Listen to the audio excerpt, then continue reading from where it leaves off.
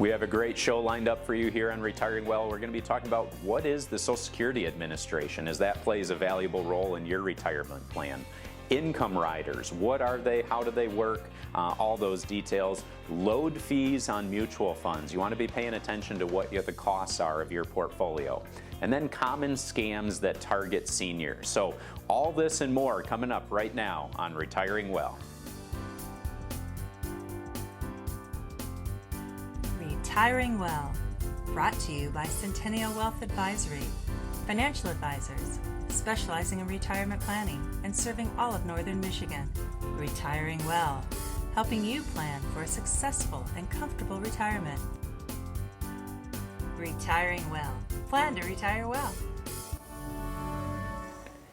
What is the Social Security Administration? So SSA for short was formed back in 1935, and it focused on paying benefits to retired workers. So then in 1939 they added benefits for spouses along with survivors and then minor children of deceased workers.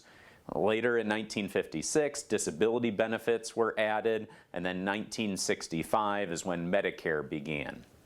So there's a slew of programs that SSA provides. So walking through those, you've got the Social Security retirement benefits. I mean, that's going to be providing a monthly income based on 35 years of your highest income earnings. So you can start that anywhere between the ages of 62 to 70, and those different decisions are going to be key is based on maybe your health or your lifestyle. What sort of income do you need? If you're maybe still working when you're 62, 66, maybe upwards of 70, then you may want to determine when you want to start that Social Security income.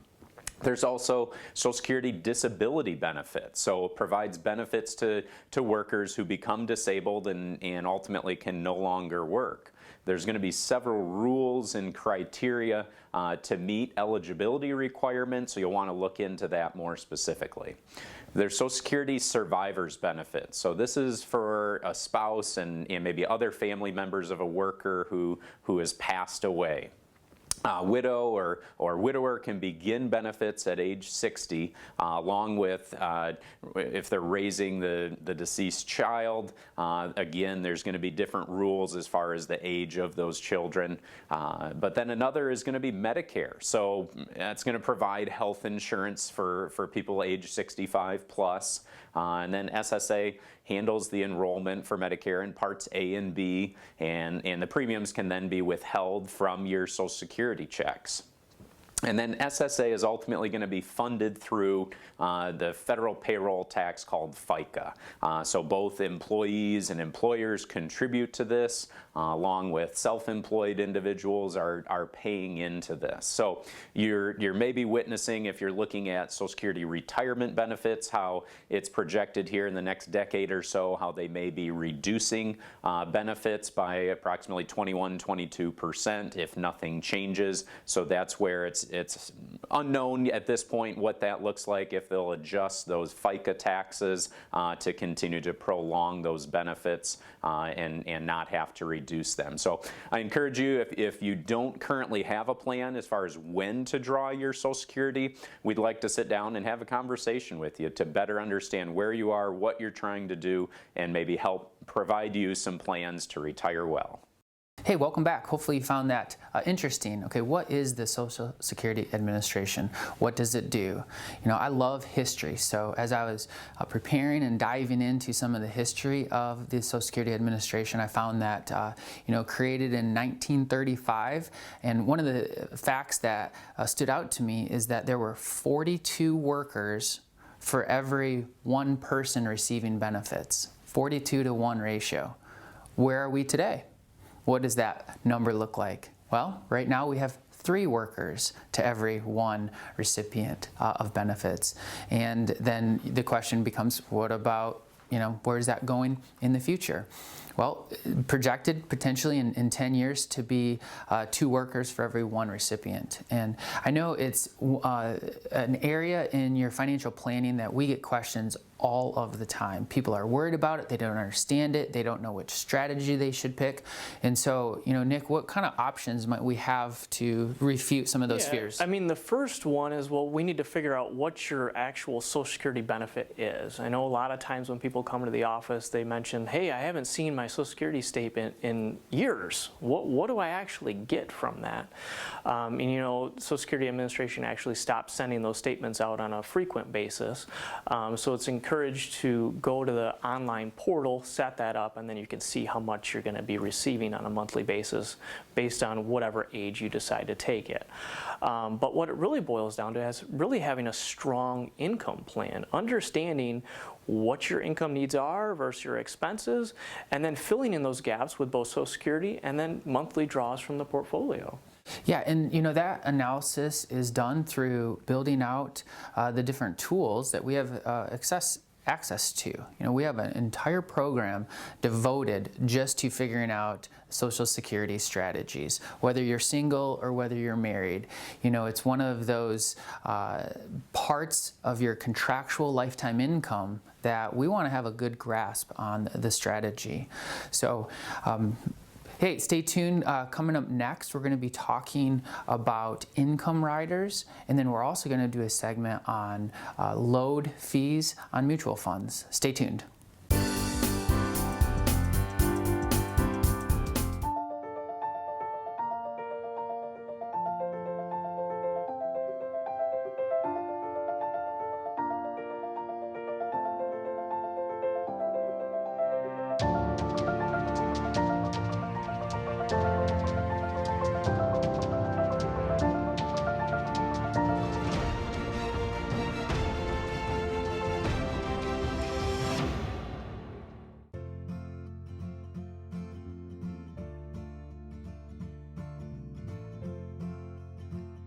Every success story starts with a plan. The success of your retirement depends on a solid financial plan. If you are nearing retirement or already retired, we invite you to an informative live event to help you plan to retire well. There is no cost and no obligation, and dinner is on us. We are Centennial Wealth Advisory, financial professionals, specializing in retirement planning, serving all of northern Michigan, with offices in Traverse City, Cadillac, Petoskey, and Gaylord. Our presentation includes, is your retirement prepared for inflation? Do you know the true risk of your investments? What happens to your assets when you pass away? Do you have a tax plan? How does your income affect health insurance costs? And much more. Call 888-608-5825 to register and choose the date and location that works best for you. Wednesday, October 19th at Lakeside Charlie's in Cadillac, or Thursday, October 20th at BJ's in Gaylord. The live event starts at 6 p.m. and is free to attend with a complimentary gourmet dinner to follow, but seating is limited and tends to fill quickly. Call 888-608-5825 to reserve your seats today. Don't miss this important live event to help you plan to retire well. Call 888-608-5825 today.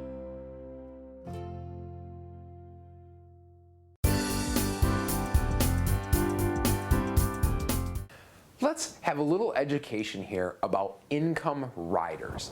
Now, these typically are optional features that are usually tied to some form of annuity. So you may or may not have a fee associated with this rider. So what do they really do? Well, for the most part, an income rider is offering you the ability to take at a specific time or optional time a guaranteed form of income, often payable over the rest of your life for as long as you shall live, or potentially, if you're married, over you and your spouse's life. So they're going to have some divisor built into that, some calculation that is going to take a value and it's going to have a payout percentage, and then that's going to come up with either like a monthly or annually payment to you for life. And so then usually you aren't able to name a beneficiary with the subject of having a spouse, but once you're both gone in that situation, the payments typically stop at that point. So then there's a underlying investment, the annuity, that may or may not have a cash value at that same time. So what are the advantages of these sort of situations? Now, it depends on your situation, so it may not be an advantage for everybody, but oftentimes you have a payment for life. So having that cash flow over time with the let's call it subjectivity to markets or the unknowns of other investments, so you have that fixed payment often. So that's an advantage for some folks. You know, having that payment for as long as you shall live. So an advantage would be if you lived a very, very long life, you would have that payment for a long period of time, correct?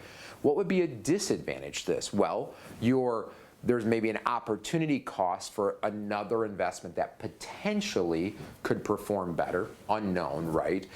So, you know, once you start this, usually everything is kind of a fixed number, fixed payout, that sort of stuff.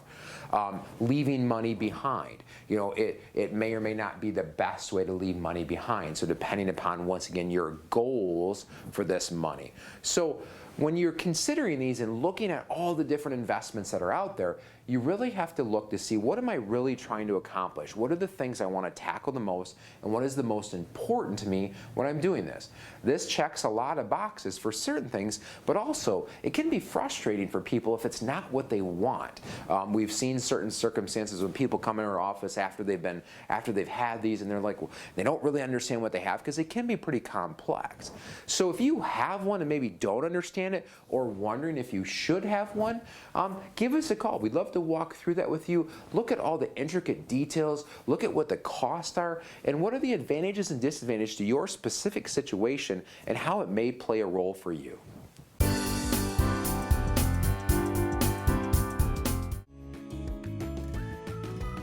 If you like watching Retiring Well, make sure to go to youtube.com/retiringwell and click the subscribe button to never miss any of our TV shows and other informative videos. If you're retired or approaching retirement in the next 5 to 10 years, join us for an informative live event. This event is all about you, the challenges you face, and the information you need to help you build the future that you want. There's no pressure to become a client. Our goal is to simply give you valuable information that you can use to make smarter financial decisions. We hope that by the time you leave this event, you'll be one step closer to your retirement goals. When you have confidence in your retirement future, you can live the life you've always imagined. Because of planning, you now have time to reflect on the wonderful memories of your life.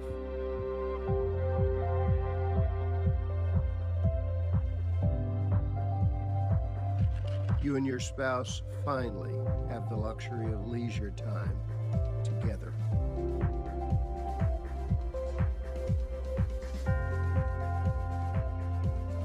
To spend fun times with your grandkids, sharing the joy of their excitement about life.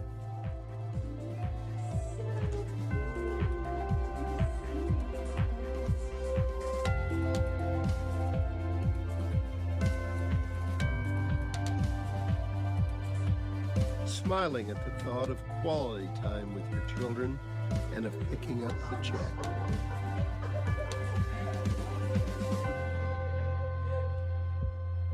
At last, you have time to breathe and rekindle the love of your life. Why? Because you imagined what could be. You planned for retirement. So today, you own your future.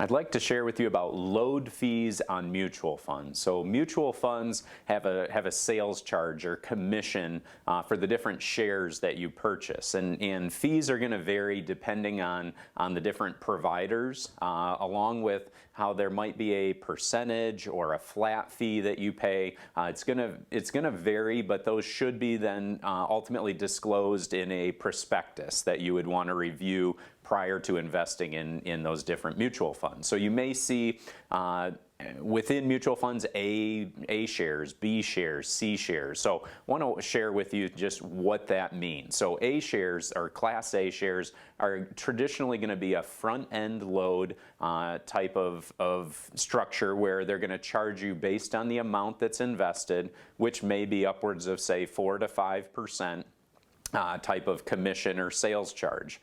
Now then there's 12B1 fees, and these are the annual fees, which maybe, let's say, are around 0.25% per year. And then on the back end, or backload, there may be no cost to sell. So that's your typical A share. Then you move on to Class B shares. So there's not going to be a front end load with Class B shares. With your 12B1 costs, though, they might be a little bit higher, maybe closer to 1% a year. And then backload, there may be a reduction as time moves along. So perhaps in year 1 to sell, maybe it's a 5% cost. And then year 2 is 4%, 3%, 2%, 1% type of idea. Class C shares, meanwhile, there's no front-end load. The 12B1 ongoing annual fees maybe, let's say, are 1% per year, and then there's no backload or no transaction cost to sell. Now, this might be used because it's lower cost. There might be used for more short-term transactions, but the funds themselves might keep a higher amount in cash for liquidity. So there's multiple moving parts within these different types of funds. Now, something we've witnessed over time is a lot of investment managers and fund managers out there have somewhat shifted away from mutual funds as you start to see the different types of costs that are involved with them. And so a lot of managers that are more actively managing may have shifted more to exchange traded funds or ETFs. They're typically going to have lower expense ratios, but they vary, again, just like mutual funds. Different funds will have their costs, and they'll be reported within the prospectus, but they're going to more easily be traded throughout the day, just like a stock would be versus mutual funds, which would sell at the close of business. So again, I encourage you, what's in your portfolio, and do you know what those costs look like? If not, we welcome you to give us a call to help evaluate that. Hey, we get to talk about income riders. Ton of confusion when it comes to these products. There's the first suggestion I would give you is, if you're entertaining any of these products, is find a trusted source and learn a lot. Make sure that you can understand all of the pros and cons, and more importantly, all of the options. Being that we're independent, that gives us a lot of helpful, power, because we're not captive to any one insurance company, and we've dealt with these products for years, and so we are very well versed. I know, Nick, you just ran across a case that we've run across many times. You want to explain that? It's a very interesting case in that this couple came into the office. They had an option to take a pension with a guaranteed monthly income stream for the rest of their life, or the other option was a lump sum from that pension plan. The concern for them was, okay, if I took the pension monthly payout and then passed away early in retirement, that money would be gone, okay? They wanted to leave some money to their heirs, but they also still wanted to have that pension alternative. So it worked out in their case to do a lump sum rollover to an IRA and then have an income rider attached to that, where they got a monthly income stream for the rest of their life. It just so happened that the product that we had available at that point in time ended up being a little bit higher payment than what they would have even got with a pension, which that doesn't happen every time, but it's something to look into and make sure you understand. Absolutely. What Nick brings up there is, let's know that first, okay? Because if there's an insurance product, whether it's a fixed indexed annuity that has this income rider attached to it, let's see what that payout is going to be, whether it's single or joint payout, and compare it to what the pension is. I've seen it happen both ways, where the pension was better, is a better fit for their plan, and then I've seen where changing actually is much, much closer to what they're trying to accomplish. because years and years and years of your work, stress, time in your job to get these benefits, then you have to elect, and a lot of times you get one time to make that choice. So it's an important choice. Please feel free to reach out to any of us here at Centennial Wealth Advisory to help teach you what you might have, and then also what your options are. So stay tuned, because coming up next, we're going to be talking about common scams that the elderly face and what you might be able to do about them.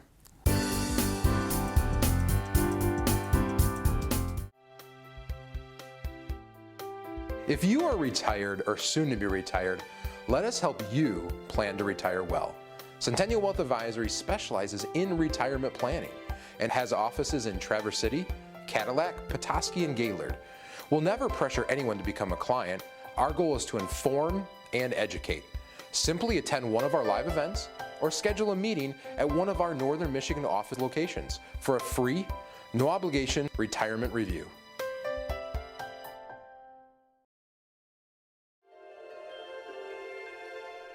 Living life isn't always easy. It puts up challenges and obstacles you'll have to overcome. There are responsibilities. You put in effort to provide and take care of your family, and to save and invest, to balance work and life. Planning is the first step to succeeding. Plan to retire well. Are you retired or approaching retirement in the next 5 to 10 years? Join the Centennial Wealth Advisory team for an exciting presentation with complimentary gourmet dinner and learn essential financial strategies for a comfortable retirement. Call 888-608-5825 to reserve your seats today. There is no cost and no obligation. Call 888-608-5825.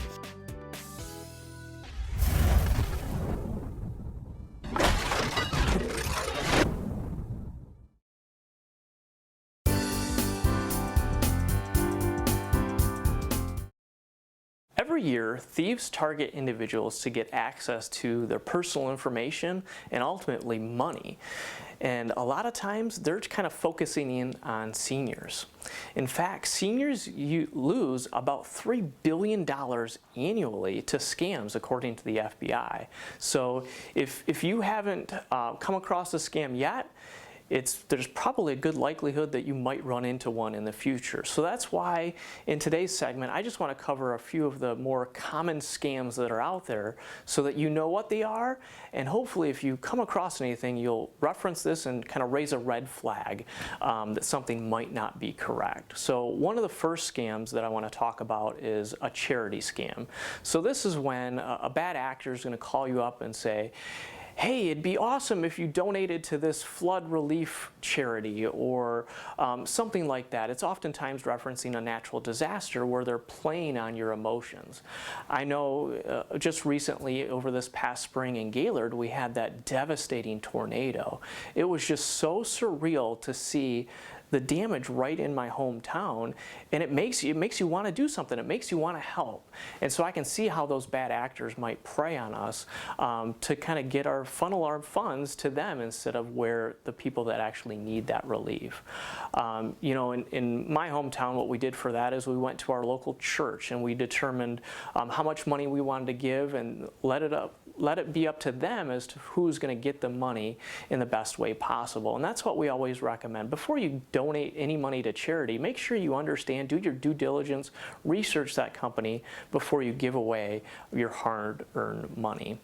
Another common scam is those government imposter scams. So this is when a bad actor is going to call you up and say, hey, I'm from the IRS and you owe us back taxes. Please give me your credit card information so you can take care of that back taxes right away. I'll give you one hint. The IRS is probably never going to call you, okay? If you owe back taxes or there's something messed up with your taxes, they're going to send you a letter, okay? And even if you do get a letter from the IRS, I always recommend that you bring that into your accountant as well, just to double check and continue to verify that that is the case and that you may owe the IRS some money. So don't act over the phone. Don't give your credit card information to somebody you don't know over the phone. Another common scam is those internet scams. There are a dime a dozen out there. A very common one is used through email phishing, where they're going to send you an email and want you to click on a link. Usually it'll offer something spectacular that seems too good to be true, and it probably is, but the reason they want you to click on that link is so that they'll get access to your computer and ultimately your personal and financial information. So it's always a great practice to make sure that you verify the sender before you click on that link. And then lastly, another common scam is a Medicare scam. So this is, again, where another bad actor is going to give you a call and say, hey, do you want to add on a service to your Medicare plan? Typically, they'll ask for that credit card information, and that's always got to be a red flag. If they want the payment right then and there, don't respond to that. Always, we just encourage you to meet face-to-face if you want to add on a plan to your Medicare plan. So I hope you found this information valuable. Keep it in the back of the mind so that if you ever come across anything fishy, it might raise a red flag and you don't act on those scams. Hey, what a serious topic that, lands right there when we talk about scams that are out there and how the elderly are being preyed on. One of the suggestions I would give you is if you ever have to make a financial decision, put somebody on your team that you trust. Put a loved one. Run the opportunity, if you will, by them, or the request by them. Hey, I just got this request for anything. It's a financial decision that I have to make. What do you think? What do you hear? Recently I came across a situation in the office where single retiree, and they had been in communication with some people that just started, as they were explaining this to me, I just started having all of these red flags, and I was able to kind of talk through the potential, scammers that might be out there, and kind of through that process, we realized, wow, this is really not a good thing to do, and because they had somebody on their team, they were able to kind of make, I think, a better decision. And so, Nick, I know you had some stories about that. Yeah, I've got another one as well. It involved grandparents and a grandson. In this case, the grandparents sent who they thought was their grandson some money. They had received a call stating that their grandson was in trouble, they needed some money quickly, and being the great-grandparents that they were, they wanted to send that money right away to help their grandson. Well, they ended up calling their grandson after the fact to check in on him and ask him how everything was going. And he had no idea what his grandparents were even talking about. He had not needed money whatsoever. So it's another case where before you jump on something and you send that money via just a phone call, have somebody on your team, like Jack was saying, so that you can confirm that that person really needs the money you're sending. Yeah, I know they've heard the term maybe scam artist. I don't think they should be called artists because there's nothing beautiful about what they're doing. And so if you're, at all worried about maybe some of the emotional connections that they might have been able to latch onto, and you're feeling pressure to make a financial decision, again, I encourage you to talk to a loved one, talk to somebody that you trust. You can give us a call and we can run it through our filters and do some red flag review. But appreciate you tuning in each and every week. You can find us on youtube.com/retiring well. If you ever want to look at any of these videos, share them, like them, send them around. So thanks for tuning in. We'll see you next week, same time, same channel.